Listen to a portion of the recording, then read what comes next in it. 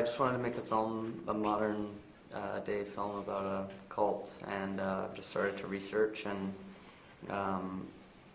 research the whole spectrum, and just became really interested on what happens right afterwards, looking at pictures of women before they go in and after they get out, and seeing just the physical differences, like their soul's been sucked out of them, and I just wanted to dig in and try and figure out that experience, and then became just interested on what those first couple weeks after are like, and wanted to just create that experience. And like the script is like I guess non-linear.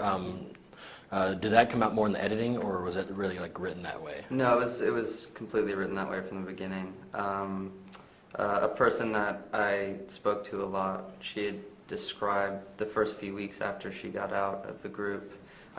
She said that she didn't remember anything. All she remembered was lying to everybody about where she had been and imagining that she saw the cult leader everywhere she went. So she was in this constant state of paranoia and confusion and like a basic survival mode.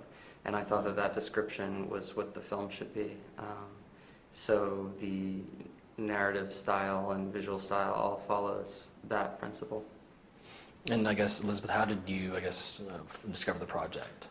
I discovered it because I read the script. My agent gave it to me, and it was probably the first script that I had like such a huge response to. Like, you know, everything in my being really wanted to do it, and so when it came time for the audition, I tried my damnedest to, you know, to be as prepared as possible, and I really, really cared about the script and the character.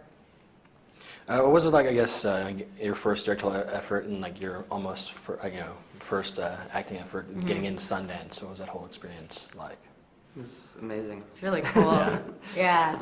The whole Sundance experience was great. They've been really supportive of my work, and you know, I couldn't have had a better festival experience with Fox Searchlight and everything that happened. So. Yeah, that was super exciting.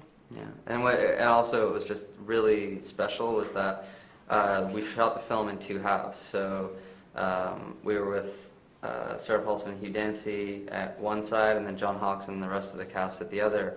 And we'd never had everyone together. And at Sundance, it was the first time the whole cast came together. Yeah. Oh, wow. And that was really cool. Well, I guess, what was it like? I guess John Hawkes is such a great actor, and he like tends to now be like more the creepy guy, like on call. Like, what was it like, I guess, working with him on the film? He's amazing. He's such a great collaborator, always working, always thinking, very hard worker and very generous, caring person. So it was a really great experience. I learned a lot from him, and we had a great time working together. Did like anything, I guess, was there any improvising at all, like on set, or did you guys follow the script like real close? There was some. It was at the farm between Louisa and myself. Louisa Krause played Zoe. There's like some stuff. Yeah. I don't even know if it was in. Did it make the film? Yeah, we did a little bit, and more so than improvising. We really start rehearsals by just going through the script and losing lines. I just always like to try and get everything down so that we're saying as little as possible. And Sean always said, you know, if something doesn't sound right, then feel free to change it. And Yeah. I think Sarah, Hugh, and I all decided that that was usually not needed. John and I would work a lot together to work his speeches in to the place we wanted them.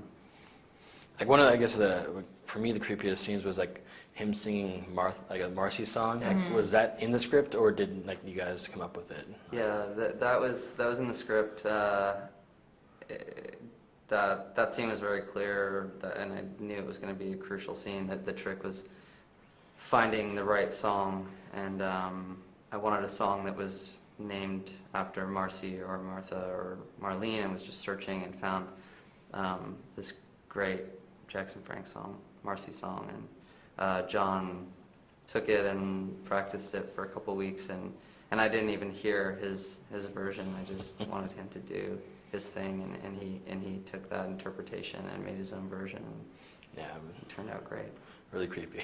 Yeah, it's awesome. I guess what was logistically the hardest scene for you to shoot, and I guess emotionally the hardest scene for you to shoot? Well, for me, the hardest scene to shoot was the party scene at the lake house.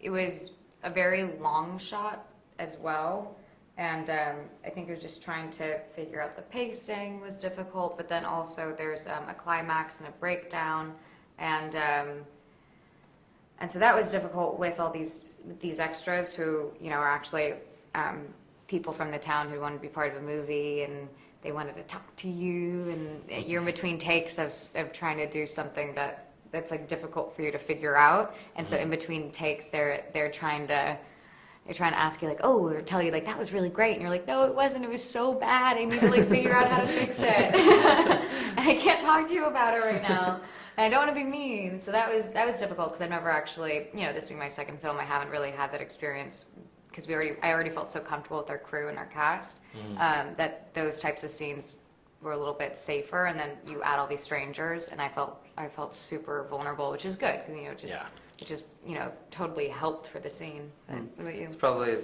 same scene technically was the most difficult, because it's a long dolly, zoom, panning, exposure rack, focus rack. That's what it's called, an exposure Exposure rack. Exposure rack. Yeah. I learned about So getting all of those things right, and it's a very intense performance, and so.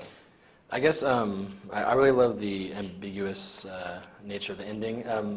If there was another 5 minutes, what do you think would happen? Just more driving in the car? Yeah, Probably. just keep driving the car. No, I can't. Everything that ends up on screen is very deliberately there between writing and editing and shooting. You make very specific choices, and it's like a puzzle, and you put it together, and that every frame is there for a specific reason. And I don't really like to talk about anything that's not on screen. That's not on screen. Yeah. Well, cool. Well, thank you guys for talking with me today. Thank Thank you.